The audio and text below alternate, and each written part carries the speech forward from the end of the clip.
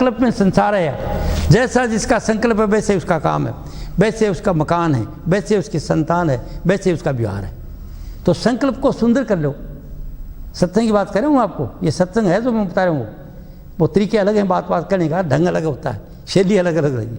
क्योंकि मैं गांव का आदमी तो गाँव वाली शैली जानता हूँ सीधी, मैं वो इधर उधर की बात नहीं करता। क्यों नहीं करता? मेरा रूप जगह जगह प्रकट होता है। मैं सत्संग दे जाता हूँ, पूरे देश में मेरा ताल्लुक, बम्बई क्या कहते, पूना, बम्बई, मद्रास, इधर कलकत्ता, बम्बई, हरिद्वार, इस पूरे देश के अंदर अच्छी अच्छी जगह मेरी पुस्तकें हैं। थोड़ी सी पुस्तकें लिखी मैं, और सारी सीधी सारी बात साहब। और वही डॉक्टर दिखाने वाली है डॉक्टर कमला, ये विद्वान है। देखो मैं विद्वान नहीं, इसने दिखाई मेरे से। जो मैं सत्संग देता था सुनती, बोली कि कैप्टन साहब कुछ लिख दो तो अच्छा होगा। वो क्या मतलब? कहने कि आप बहुत कुछ ऊंचा बोल रहे हो, न तो रामायण में गीता में शक निकलता है, इसको ऊपर पढ़ो। और न और कुछ होता है, न महाभारत में है, न कुरान शरीफ में है, न बाइबल में बातें। मैं संस्कृति विद्वान हूँ, संस्कृत के बारे में आप तो बोल रहे हो, ऊंची बात बोल रहे हो। इतना ऊंचा? बोले हाँ बहुत कुछ आगे बोल रहे हो, लिख दो। मेरे को लिखना नहीं आता। बोले आप बोलते तो ना, ऐसे लिख दो। मैं कहा ये लिख दो, बड़ी हिंदी मेरी ठीक नहीं होगी, टूटी बोलो, कोई फिक्र नहीं, मैं विद्वान हूँ, करूँगी, संस्कृति विद्वान हूँ, PhD हूँ। मैं वो पुस्तकें लिख दी और इसे सामरी बड़ा के वो पुस्तक रख दी, और वो पुस्तक को पढ़ी जा रही सब जगह। वो आपको दूंगा तो आप पढ़ना। आपने मैंने मैं में self praise is no recommendation कहते हैं कि अपनी बढ़ाई करने से नहीं, मैं पुस्तक दूंगा आपको, ले जाना, पढ़ना। वो पुस्तक पहले पढ़ लेना, अच्छी पुस्तक मिल जाएगी आपको, पूरी पढ़ करके। अरे मैं के नाम पर वो छुरी है, मैं करता हूँ, ये देगा, ये देंगे डॉक्टर अमित, ये दे रहे हैं आपको, ये फल कराने के लिए UK से आए हैं, और ये देना चाहते हैं चंडीगढ़ वाले भाइयों को, सबको घरों में शांति सुख लाना चाहते हैं। वो मेरी किताब दे के मेरा ज्ञान दिवा के, मेरे सत्संग दिवाना चाहते थे। अब ये किताब का बंडल मंगा लिए, ये देखो ढेर लग रहे। ज्ञान है जो बाइबल, कुरान शरीफ, सब ग्रंथ सभी अच्छे। जो साधना करते हैं महात्मा, सभी महात्मा भले हैं। साध हमारे सभी भले, अपनी अपनी ठोड़, शब्द विवेक की पारखी सब में सिरमोर। ये तो साधु की बात। हम तो गृहस्थी हैं, तो हमको गृहस्थ का ज्ञान चाहिए कि मैं गृहस्थ में कैसे खुश नहीं बाबा। साधारण बात बाद में आ जाती है। मैं गृहस्थियाँ वाली बात आदि करता हूँ, बहुत साधारण बात तो छोटी सी है, वो कोई मेरा अनुभव मुश्किल नहीं आई है। अब मैं बैठा हूँ आपको, अब मैं साधना में बैठा हूँ, क्या समझ, क्या साधना है, क्या है? मैं कोई विचार दे कि नहीं आया हूँ, क्या बोलूँगा? सहजयोगी हूँ, चलते फिरते खाते पीते वो राम रमीये का नाम से टच रहता हूँ। वो राम का नाम वगैरह वो इस जगह नहीं रहता हूँ, छोटी के बार बार इधर चक्कर लगाता रहता हूँ। शायद तो मैं जो कुछ आप बैठे हैं, जो तो आपको चाहिए वो बात बोल रहा हूँ, मेरी तरफ से नहीं बोल रहा हूँ। मैं आपको वो बात जो आप हमारे में कमी है, वो चीज़ हमने क्या करना है, विचारों को ठीक करना है। और कहाँ करना? घर में। पहले घर में करिए, बाकी भाषण तो देते हैं आप, लेक्चरार वगैरह हैं, या डॉक्टर कमला जी कहते हैं ये भाषण दे, बोल नहीं सकता कोई। मेरी तो बात ही अलग है, मैं तो साधना है, बहुत सुंदर भाषण देती है। और ये कोई ज्ञान मैंने देना चाहिए था, लेकिन इतनी टाइम को नहीं तो भाषण दिलाना चाहता, नहीं मैं मूल चीज़ बताना चाहता। Come to the point, not beat about the bushes, come to the point. ये इधर उधर की बात है, मतलब सीधा पॉइंट पर आओ। मैं सीधी पॉइंट पर बात कर रहा हूँ। सीधी पॉइंट यह है कि आप सुखी रहें इस ज़िंदगी के अंदर। सुख का नाम हमेशा सुख। सुखी तो होते हैं, कभी प्यासे होते हैं, पानी पी दिया खुश हो गए, भूखे होते हो खाना खा लिया खुश हो गए थोड़ी देर के, किसी बड़े की शादी करी खुश, थोड़ी देर की खुश तो होती है, फिर निराशा आ जाती है। और ये ज्ञान आपको ये बताता है कि सदा दिवाली साध कर आठों पैर आनंद। कबीर साहब तो ये कर मैं कहूँ, सदा दिवाली गृहस्थी कर आठों पैर आनंद। हमेशा स्मेलिंग फेस, नुकसान हो गया आपका कोई तरह का, नुकसान पैसे का हो गया, कोई और हो गया, उसके अंदर आपको घराटी बोले कोई फिक्र नहीं, फर्ज को प्याला लेके आ रहे इधर से, या कोई चीज़ लेके आप घी लेके आ रहे थे कोई 5 किलो, और वो बर्तन फूट गया साथ, तो अच्छे गिलास में आए और बड़ा ही फूट गया, और वहाँ पर हाय कर दी, क्यों देखो घी फूट गया, और उसमें आप हंस रहे थे, अरे कोई बात नहीं, तो हो जाता है, कोई बात नहीं, और जाएंगे, कोई बात नहीं। इसका मतलब आप एवरग्रीन है, सदा दिवाली, हमेशा हमेशा खुश। घर में आते हैं स्माइलिंग फेस पढ़ो, मुंह सुधाए हुए आते हैं, बाद पत्नी आज नाराज हुई बैठी है, कभी बेटा नाराज है, किस क्या जिंदगी, वो गलत सोचते हैं, गलत ही गलत आता रहता है। हमेशा खुश रहने का नाम धर्म है। क्यों? धर्म कोई किसी महात्मा के पास नहीं है, धर्म आपके अंदर बोल रहा ये है। क्या मतलब? खुश हैं जब तो धर्मात्मा है, खुश हैं उमंग हैं तो, और दुखी चिंता फिक्र पापी। कोई बात तो इतनी है परिभाषा, इसकी परिभाषा इतनी है कि आप चिंतित हैं, दुखी हैं, परेशान हैं, तब तो आप पापी, और आप खुश हैं और कोई फिक्र नहीं, तो हो गया अच्छा होगा, अभी आगे अच्छा करा परमात्मा। खुश हैं तो खुश, ये खुशी लेनी आप, और वो खुशी आपके अंदर है, कहीं नहीं कि दुनिया में फिर कहीं नहीं लभेगी, आप कहीं नहीं मिलेगी वह खुशी आपके अंदर है। और वह खुशी ये सत्संग इसका कॉलेज है इस बात का कॉलेज सत्संग है। बिन सत्संग विवेक न होई, राम कृपा बिन सुलभ न सोई। बड़ी कृपा हो परमात्मा की तब वो सुलभ हो, नहीं तो होता नहीं है। नहीं तो सब पूरा चंडीगढ़ A to Z, ऊपर से लेके चीफ जस्टिस, जितने पढ़े लिखे विद्वान, सब के सब ये बात अगर सुन ली, सब पर लागू है ये बात जो मैं बात कर रहा हूँ। ये एक पर नहीं है, पूरे गांव के जितने आदमी सब ये बात सुन ली कि भाई घरों में प्यार से रहो, और लड़ाई झगड़ा नाराजगी सामने मत रखो, परेशानी मत हो, चिंतित मत रहो। इस सबसे परेशानी है। जिसके पास बहुत पैसे हैं वो भी दुखी है, जिसके पास बहुत मकान है वो भी दुखी है। गुरु नानक देव ने इतना कहा कि छोड़ दिया, नानक दुखिया सब संसार सुखिया अफसोस नाम आधार। वो नाम क्या? समझ, सत्संग की हाट, चल सतगुरु की हाट ज्ञान बुद्धि लाइए, कर साहेब से हेत प्रेम पद पाइए। ज्ञान बुद्धि क्या है? वो ज्ञान बुद्धि मिलती है हमको, हमारी बुद्धि मिलने उसको बुद्धि को साफ करा जाता है, बात बताई जाती है कि हम इसके किस तरह खुश रह सके। ये सतगुरु की हाट, इससे ये ज्ञान इसी मिलेगा। और कॉलेज में PhD कराओ किसी सब्जेक्ट में, टेक्नोलॉजी में कर लो, किसी चीज़ में कर लो, सूखा कितना बड़ा वैज्ञानिक जब गया, विज्ञान बढ़ाते रहे, वो महा दुखी होकर मर रहे, सब के सब परेशानियाँ बता रही क्या जो एक्सेप्ट कैसे परेशानी मिलती है, कोई चैन नहीं किसी को। चैन इसमें है कि सत्संग से ये हाट है, सत्संग दुकान है कि सतगुरु की दुकान पर जा करके ज्ञान और बुद्धि लीजिए, सही समझ, राइट थिंकिंग और विवेक बुद्धि, बस ये नहीं ऐसा ठीक है।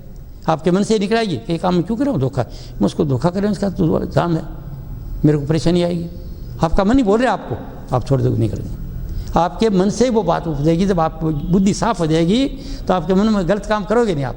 अरे क्यों करो, कितने दिन के लिए, किस लिए करूँ, जब मैं करूँगा मैं भरना ही मैंने है तो फिर मैं क्यों करूँगा। आप समझोगे, हेरा फेरी धोखाधड़ी 420 छल कपट वगैरह खत्म हो जाएगा।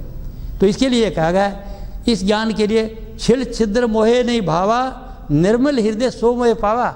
जिसका हृदय निर्मल है, जो साफ है, दिल साफ, वो पाएगा इसको, वो या खुशी ले सकता है। जो हेरा फेरी धोखापट्टी करता है उसका बाप ही नहीं कर सकता, कितना ही कुछ करो, नज़दीक नहीं जा सकता।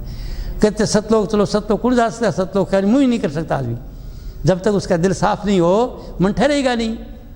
तो मन ठहराने के लिए क्या, दिल को ये जितना योग है ना, जितना साधन है, ये कोई मंजिल मकसूद नहीं है, ये तो आपके मन को थिर करने की चीज़ है।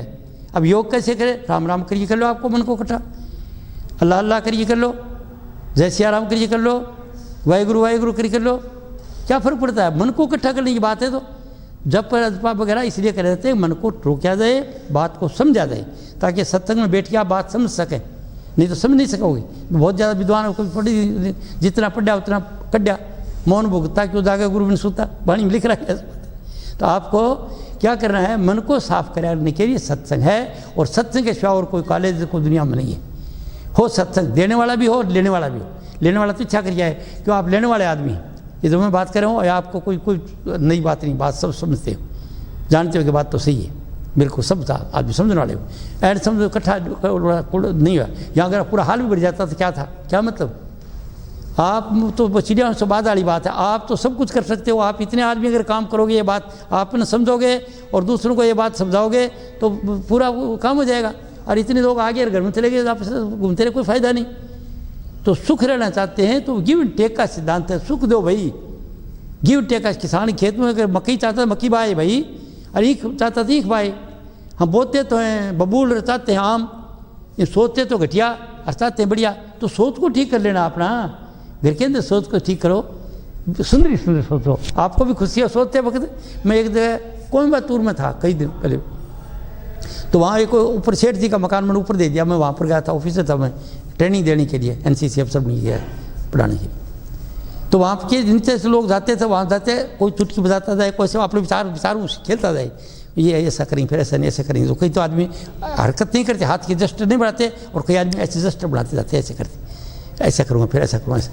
तो अपने स्वाद से वो विचार को पकाते जा रहे हैं। तो हम घटिया विचारों से ज़्यादा खेलते हैं और घटिया कर्म बन जाते हैं, और इसलिए हम घटिया करते हैं।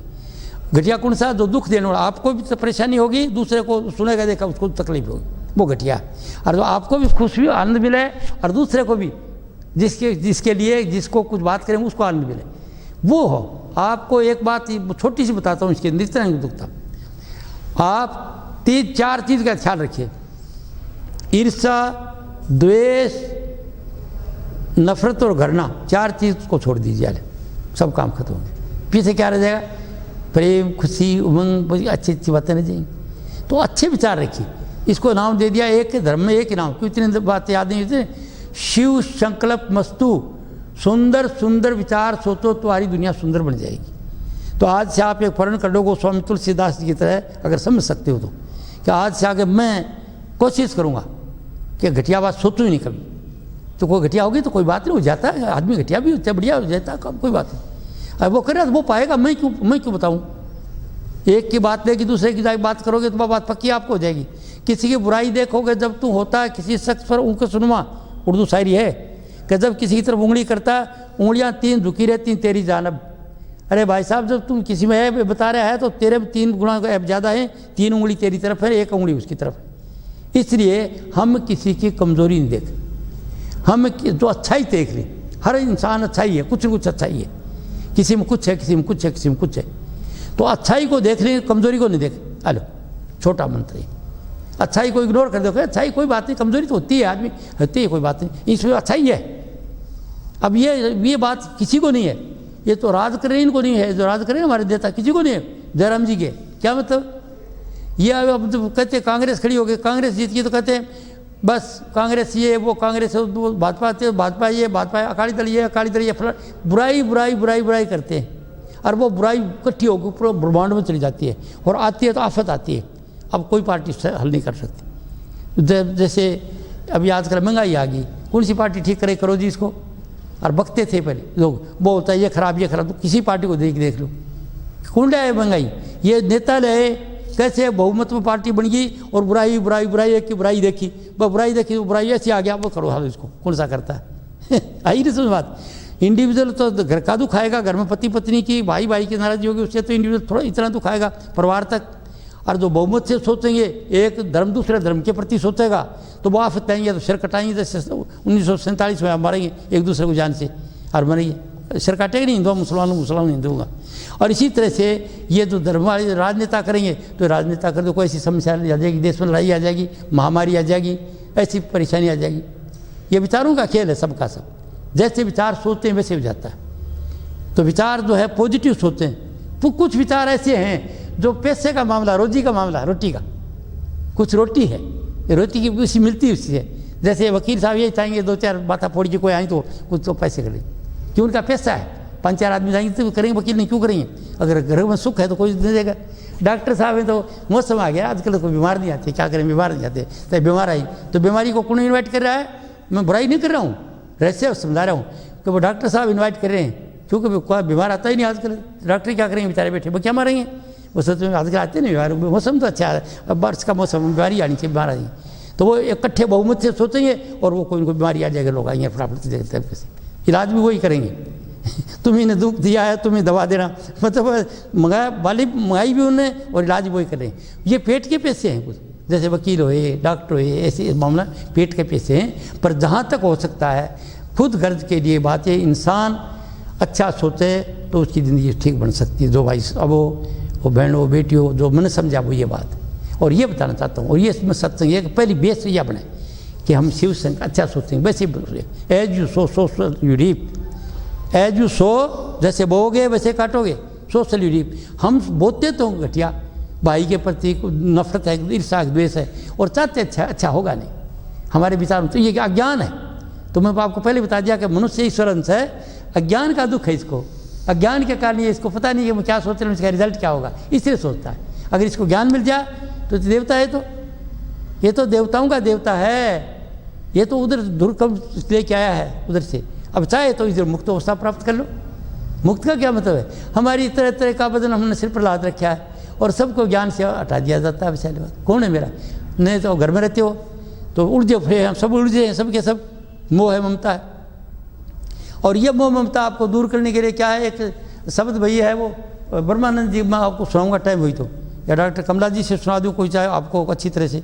ये बताना था, इन से ये भाषण देना चाहिए था, तो भाषण ने दे करके मैं वो खुद ही लेके अपना मिट्ठू बन गया। ज़्यादा तरीका होता है ना, तो तरीका नहीं था मेरे पास। आप आए थे, थोड़े आदमी आए, चलो कोई बात नहीं, जल्दी मेरे पास जल्दी जल्दी बता दूँ, ऐसे बीच में कर दिया। तो मैं इनको चाहूँगा आपको वो बता दूँ उसके बारे में, ब्रह्मानंद का भजन वाला। या आप बोलेंगे पर डॉक्टर कमला सब बोल लेते हैं, है तो गलत तरतीब है, अपना कोई बात नहीं, क्यों मैंने कौन सी शेरी बनानी है, कौन सी तरतीब मैंने बतानी, इंटरनेट पर जाएगा ये। मैं बोल रहा हूँ इंटरनेट पर चला दूंगा, गाँव के लोग जो दूसरी जगह के लोग ये सुनेंगे तो उनको ये सत्संग उधर मिल जाएगा, जो नहीं आए घर में।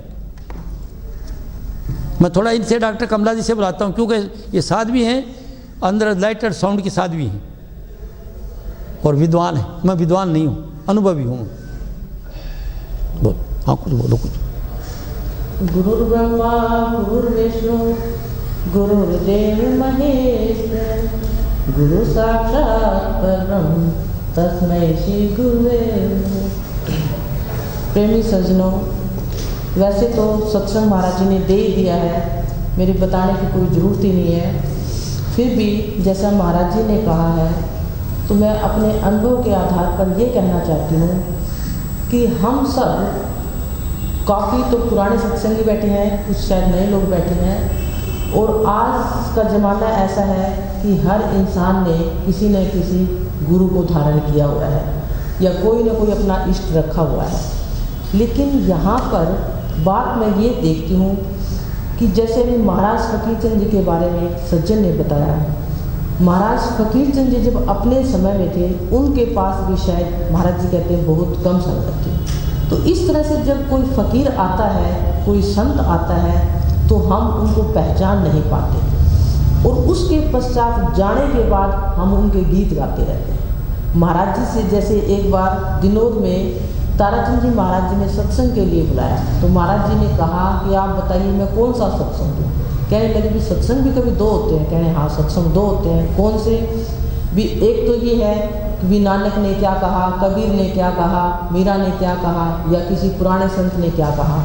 दूसरा भी आपको क्या मिला, तो कहने लगे भी आपको क्या मिला वो सत्संग दो। तो यहाँ मैं ये कहना चाहती हूँ कि हम संतों के पास जाते हैं अपने कल्याण के लिए, और मैं कई बार ये देखती हूँ कि कल्याण के लिए जा कर के हम फिरके में बन जाते हैं कि वो गुरु अच्छा है, वो खराब है, और ये नुक्ताचीनी में लग जाते हैं, और इससे हमें जो कुछ प्राप्त करना है वो भी नहीं कर पाते, जो है उसको भी खो बैठते हैं। तो संत के पास जब हम जाते हैं तो संत की आप क्या पहचान करेंगे?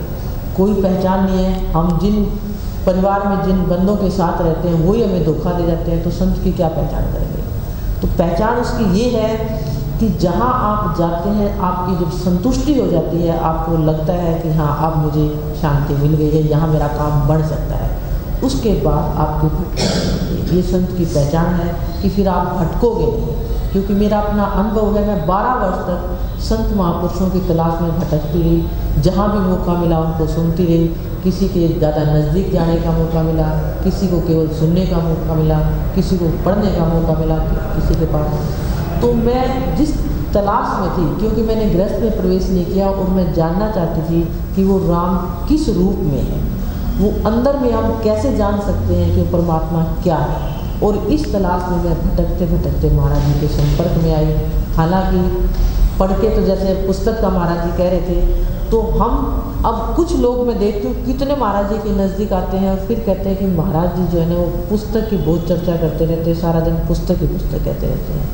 अब इसके पीछे इनका ध्येय क्या है, क्यों कहना चाहते हैं, हम इस चीज़ का एनालिसिस नहीं कर सकते। क्योंकि एक छोटी सी वो घटना बताना चाहूँगी, ज़रूरी है वो, कि महाराज फकीरचंद ने एक बार अपने गुरु को बुलाया, महर्षि शिवलाल जी को, सत्संग के लिए।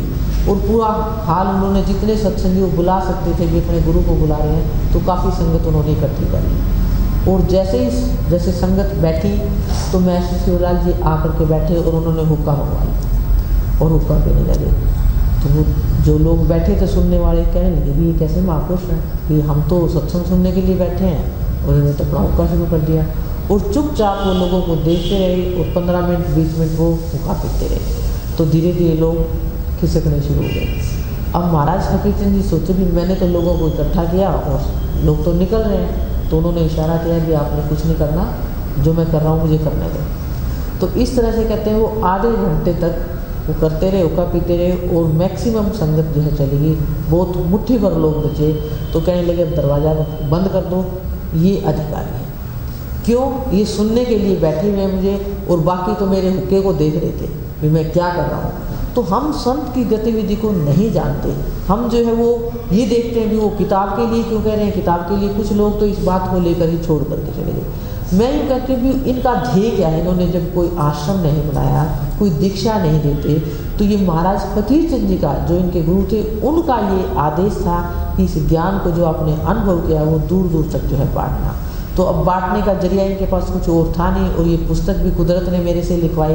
तो ये चाहते हैं कि जो सच्चाई आपको पता लगती है वो सच्चाई दूसरों को भी पता लगे, क्योंकि ये ज्ञान तभी फैलेगा, एक इंसान तो फैला नहीं सकता। और इस सच्चाई है क्या, और ये सच्चाई आज के लिए जरूरी है, क्योंकि आज हम टीवी में देख रहे हैं हर किसी ने किसी गुरु का पर्दाफाश हो रहा है। इतनी करोड़ों की उनके पास संख्या होती है, संगत होती है, और फिर सच्चाई निकलती है तो उसका पर्दाफाश होता है कि वो ये कर रहा था, ये कर रहा था, तो लोगों का विश्वास टूटता है। तो महाराज जी जो है सच्चाई को बताने के लिए ये कहना चाहते हैं, पुस्तक में भी यही लिखा है कि शक्ति जो है वो इंसान के अंदर है। कोई गुरु जो है वो कुछ नहीं दे सकता। लेकिन मैं क्षमा चाहती हूँ महाराज जी से कि मैं इस बात से पूरी तरह से सहमत नहीं हूँ। क्यों? क्योंकि मैं ये जानती हूँ अगर कोई अनुभवी गुरु है तो ये हो नहीं सकता कि आप उनके पास आओ और खाली रहो। मैं हमेशा मिसाल देती हूँ कि अगर आप पानी के पास बैठेंगे तो चाहे आप उसमें हाथ डालो चाहे मत डालो, आपको ठंडक मिलेगी। आप आग के पास बैठोगे तो चाहे आप उसमें ना करो फिर भी उसका सेक आप तक आएगा। तो इसी तरह से अगर कोई अनुभवी संत है तो उसकी रेडिएशन आप तक जरूर पहुंचेगी। और महाराज जी के संपर्क में आने के बाद, क्योंकि मैं कई महात्माओं के पास भटक चुकी थी, तो 3 साल में मुझे महाराज जी के ऊपर विश्वास हुआ। क्यों? क्योंकि मुझे यूँ लगता था जैसे महाराज जी कह रहे थे भाषण देना तो बड़ा आसान है, भाषण देना तो हमारा काम ही है, हम कॉलेज में भाषण देते हैं, लेकिन वो भाषण में रहना बहुत बड़ी बात है। तो महाराज जी को मैंने बड़े नज़दीक से देखा है, और आज के युग में शायद करोड़ों में कोई एक ऐसा महापुरुष आता है जिसकी ऐसी रहनी है आदर्श जीवन। क्योंकि इससे पहले सब महात्माओं को बड़े राजसी ठाट बाट से मैंने रहते देखा था। तो ये गांव जो है बस से जाते थे, जब नहीं से रेल से जाते थे सत्संग में, और ऐसा महात्मा तो कोई है नहीं। और इतनी सच्ची बात बताते हैं कि मेरे पास कुछ है ही नहीं। जगह जगह इनका रूप प्रकट होता है, जगह जगह लोगों को ना होने वाले काम हो जाते हैं, वो असंभव से असंभव कार्य हो जाते हैं। महाराज जी के पास आते हैं, प्रसाद देना चाहते हैं, उनको घर लेके जाना चाहते हैं। जैसे गुप्ता जी ने यूके बुलाया, महाराज जी बिल्कुल नहीं जाना चाहते थे। वो कह रहे लेकिन मैं तुम्हें कुछ दे ही नहीं सकता, जो कुछ गुप्ता जी आप लेना चाहते हो मैं अकेला आ नहीं सकता, मेरे साथ कमला है, ये 2 का आप खर्चा करोगे तो फ़ायदा क्या है उसका। तो जो बात आप जानना चाहते हो आप इंडिया आते हो, मैं आपको यही बता दूँगा। वो कहने लगे नहीं, मैं चाहता हूँ कि मेरा परिवार भी जो है आपसे फ़ायदा ले, तो मैं आपको एक बार अपने घर में चरण रखना चाहता हूँ, आपको आना ही पड़ेगा। तो मतलब इतनी इनकी सच्चाई थी कि इन्होंने स्पष्ट बताया कि मेरे पास सिर्फ ज्ञान है, और उस ज्ञान को अगर आप जीवन में उतार लेते हो तो आपका जीवन बदल जाता है। तो हम संतों के पास, गुरुओं के पास जाते हैं तो हमें कोशिश ये करनी चाहिए कि उनकी बात सुन करके कुछ अपने जीवन में उतारें, जिससे हमारा जीवन जो है बदल सके। मैं तो अभी भी प्रयास कर रही हूँ, क्योंकि पूरी तरह से मैं अपने आप को ढाल नहीं सकी हूँ। केवल अनुभव होना और बात है, वही मैं बता रही थी। उस जीवन बातों को जीवन में उतार लेना, जैसे महाराज जी कहते हैं मैं चलते फिरते हर समय उस तत्व के साथ जुड़ा रहता हूँ, और मुझे तो केवल थोड़ी देर सुबह मैं ध्यान में बैठती हूँ, उसी का इतना प्रभाव होता है। तो मैं सोचती हूँ जो हर समय उस धार के साथ रहता है, तो ये कैसे हो सकता है कि वो आपके ऊपर प्रभाव ना डाले। परमात्मा तो हम सब के अंदर ही है। जैसे अब इस कमरे में पूरी फिटिंग हुई हुई है बिजली की, अगर कहीं से तार जो है कनेक्शन कट जाएगा तो वहाँ करंट नहीं आएगा। तो हमारे तो सबके कनेक्शन ही कटे पड़े हैं, और महाराज जी का उसके साथ जुड़ा हुआ है। अगर हम उनके साथ नज़दीक आएंगे तो क्या वो धार हमारे तक नहीं आएगी, लेकिन आएगी किसमें, जो लेना चाहता है। महाराज जी हमेशा ये कहते हैं कि संत जो है दे नहीं सकता, आप ले सकते हैं। तो जिसकी जितनी ज़बरदस्त जिज्ञासा होगी, जो जितना अधिक जानना चाहेगा, जिज्ञासु होगा, वो संत से उतना ही अधिक लाभ ले सकता है। महाराज जी को तो 10-15 मिनट में ही उस राम नाम की अनुभूति होगी, जिसके लिए ऋषि मुनि करोड़ों वर्ष तक तप करते रहे। मुझे समय लगा, लेकिन फिर भी मेरी वैसी अवस्था नहीं बन रही। कुछ आनंद लेती हूँ मैं, और वो गजब का आनंद है। मैं ये सोचती हूँ अगर वो आनंद बना रहे तो पता नहीं जीवन कहाँ का कहाँ पहुँच जाए। तो शायद हमारे प्रारब्ध कर्म ऐसे हैं कि अड़चनें आती रहती हैं, लेकिन करत करत अभ्यास के जड़मत होत सुजान। तो मैं खुद इसी प्रयास में लगी हुई हूँ, और आप सबसे भी मेरी ये विनम्र प्रार्थना है कि महाराज जी जो है बहुत ही उच्च कोटि के संत हैं, साक्षात परम दयाल फकीर चंद जी का ही रूप है। उन्हीं का ज्ञान ये दे रहे हैं और वही चीज़ है, वही हस्ती है, उन्हीं का रूप मैं मानती हूँ। तो हम जो है इनसे सुन करके कुछ न कुछ जो है अपने जीवन में कुछ बात ले करके जाए जिससे आपका जीवन बदल जाए। यही मैं आप सबको कहना चाहती हूँ इन शब्दों के साथ सभी को। तो ये जो आपने सुना डॉक्टर कमला जी बोला है क्या है, साध्वी है। अब साधना की बात तो गरीब बता देगी, आप बताएगी आपको, क्योंकि साधना करती है सारा दिन, इसके पास बैठने से हो जाएगा, देखने से हो जाएगा। पर जो गृहस्थ वाली बात जो मैं बताई है, ये बात आम योगी या ब्रह्मचारी नहीं जानते। कारण क्या है कि घर की हमारी हालत और है। एक लड़की आई है, ब्याह शादी करके लाई, वो दूसरे परिवार की आई है, उसकी माँ का स्वभाव दूसरा था, नानी का दूसरा था, तो वो अपना स्वभाव बरतेगी और घर के अंदर कलेश होगी तो गड़बड़ होगी ना। अब उसके अंदर है एडजस्ट होना, उसको एडजस्ट कर लें हम। अगर हमें ये ज्ञान हो जाए तो अपने जैसी बना लेते। भाई बेटी तो किसी की तो बेटी थी, हमारे बहू की आई, कोई बात नहीं। तो हमें क्या करना चाहिए, घरों के अंदर शांति करो और जो उनकी कमज़ोरी देखते हो उसको क्या करो। एक पुराना गाना है, पुरानी टाइम का गाना, उसको कहते हैं यारो मुझको माफ़ कर दो मैं नशे में हूँ। पुराना गाना है, कोई फिल्मी गाना है, गाया करते बहुत पहले की बात। तो वो ये दुनिया नशे में है। घर के अंदर अगर एक आदमी है दूसरी तरह का विचार, उसकी आदत है, तो माफ़ कर दो उसको और प्यार से रहने, बात रहने की बात है। और ये बात सुधरने की क्या है, सठ सुधरी सत संगति पाए पारस परस खुदात स्वाए। मूर्ख जो आदमी हैं वो सत्संग पा के सुधरते हैं। सत्संग का मतलब ये नहीं कोई भगवान कपड़ा कोई महात्मा ही जाए डेरे कह दे, कोई सज्जन आदमी है उसकी संगत अच्छी आती है, वो संगत तो असर रखती है। तो हमें सत्संग का बरियारी है, इससे मिल जाएगा।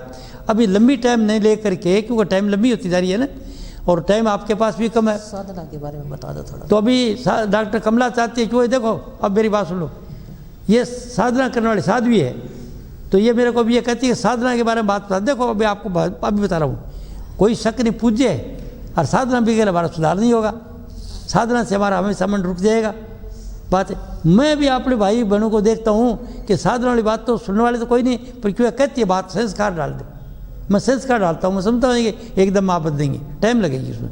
जब आपकी जिज्ञासा होगी, आपको ये बात अच्छी लगेगी। और वो कैसे, अब मेरी बात सुनने से नहीं, पढ़े लिखे आदमी किताब ले देना, भी एक एक सेट लेके जाना, पहले पढ़ना। और देखो 2 का भी प्रचार कर सकता है तो ले जाना, 2 ले जाना। पर वो जो रख लोगे तो तकलीफ में जाओगे। वो पुस्तक है, मैं नहीं जा सकता हूँ। चंडीगढ़ में जो अच्छे आदमी हैं कि आप धर्म चाहे कोई धर्म पढ़ो, किसी इष्ट को मानो, राम को मानो, कृष्ण को मानो, देवी को मानो, आसाराम को मानो, क्या व्यास वाले गुरुओं, किसी को मानो। आप क्या आस्था आते पुस्तक ले लो, पढ़ लो, 4 बार पढ़ लेना भैया, और अच्छी लगे तो फिर और किताब मंगा दूंगा। तो वो मेरे से ज़्यादा काम कर जाओगे आप। पता नहीं कौन आदमी ज्ञान में बैठा है, वो आपको काम कर जाना। तो मैं ये इसलिए बैठा हूँ कि मैं आपको पुस्तकें दूंगा, आप पूरी सेट नहीं तो पूरी ले जाओ, और कोई 2 ले जाएगा तो 2 भी। क्यों कि सेठ मेरे पास ही बैठा है इधर, जो देने वाला है वो इधर दे रहा है। वो आया उधर से यहाँ से, और मैं कट्टे 2 लाख मेरे रख रहे हैं, तो बाद में ही दिलाऊंगा आपको। ये पुस्तक आप ले जाना, मांग के लेना, भाई 2 लूँगा 1 लूँगा। और जितनी लेता है एक सेट पूरी 16 पुस्तकों एक सेट है, और उसमें शेरी लगी हुई है। किताब के आखिरी में कितनी पुस्तक के नाम सब पुस्तकों का लिखेड़ा है। आखिरी पुस्तक पढ़ेंगे आप, हम आध्यात्मिक क्यों बने, हम आध्यात्मिक क्यों बने, 15वीं पुस्तक है। और 16वीं है परम शांति का खजाना। परम शांति के खजाने में देखोगे पीछे की तरफ लिस्ट मिलेगी, उसके मुताबिक पुस्तकों पढ़ लेना। पहले क्या कहते हैं, लाल कमल, वो डॉक्टर कमला ने पत्र लिखे, मैंने लिखे, इनको ज्ञान दिया पत्र से, और एक आचार्य उमेश चंद्र जी गोरखपुर के, उनको दिया, उसकी बनाइए। दूसरा लिखा सहयोग, उसके अंदर मैंने सत्संग दिए, संतों के वाणी वचन सुने और उनके ऊपर मैंने भाषण वो बताए, बोला, उनकी व्याख्या करिए। वो सहयोग है, योग का तरीका आसान है ये। और उसके बाद देखिए सुखी दीन का रहस्य, एक ऐसी पुस्तक लिखी है, बेटियाँ चाहे जैसी संतान पैदा कर ली, अवतार पैदा कर ली, आज्ञाकारी बच्चा पैदा कर ली, अगर ऐसे विचार रखें, हे प्रभु मुझे ऐसी संतान दे जो मेरा आज्ञाकारी हो, मेरे परिवार का आज्ञाकारी हो, मुझे सुख दे, परिवार को सुख दे, ऐसे अगर उसके विचार हैं तो वैसी संतान उसके घर आ जाएगी। संतान उत्पत्ति में संतान सुधरेगी तभी हम सुधरेंगे। अभी तो हमारे तो आदत पड़ी जाती थोड़ी, वारे साथ जानती नहीं, कट कट करिए बोटियाँ नहीं, वारे साथ कहता आदत नहीं जाती है, habit is next to godliness. तो आदत को बचाने संतान ही से पैदा कर ली जिसमें ओगड़ नहीं हो। ये पुस्तक एक 60 पेज की लिखी है, और पढ़ी लिखी बेटियाँ वो पढ़ के उसके अनुसार संतान पैदा करो। और जो नहीं गड़बड़ है तो आप समझाओगी कि मैं मेरे बच्चे क्यों नहीं कहा मानते, उसमें नहीं खड़ी होगी बात, तो वो आपको मिलेगी बात। इसी तरह से एक से एक ऊपर आकर क्या परम शांति का खजाना कहाँ है आपके पास, और कुंजी भी मैं लिए फिर रहा हूँ, ये डॉक्टर कमला देने के लिए 4 बैठे, लो तो सही आप